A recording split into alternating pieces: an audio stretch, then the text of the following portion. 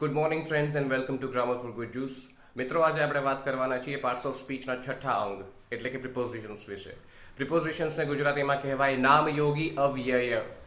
ઉચ્ચારમાં સ્પષ્ટતા રાખવાની છે, નામયોગી અવ્યય. So what is a preposition?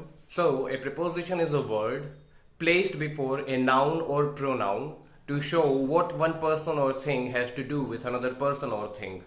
એટલે કે નામયોગી અવ્યય એક એવો શબ્દ છે જે નામ અથવા સર્વનામની પહેલા મુકાય છે, માટે જેને પ્રીપોઝિશન કહે છે. પ્રી એટલે શું? તો કે પહેલા, પ્રીપોઝિશન, રાઈટ? તો નામ કે સર્વનામની પહેલા મુકાય છે. શા માટે પહેલા મુકાય છે? તો કે બે વસ્તુઓનો સંદર્ભ હોય, દાખલા તરીકે કોઈ વાક્યમાં, તો એ બે વસ્તુઓ વચ્ચે શું સંબંધ છે એને સ્પષ્ટ કરવા માટે નામયોગી અવ્યયનો ઉપયોગ કરીએ છીએ આપણે. ઉદાહરણ તરીકે જોઈએ, I place my hand on the table. I place my hand on the table એટલે કે હું મારો હાથ ટેબલ પર રાખું છું. હવે જો આ વાક્યમાંથી અંગ્રેજીમાંથી ઓન અને ગુજરાતીમાંથી જો પર આપણે હટાવી લઈએ તો શું બચે છે?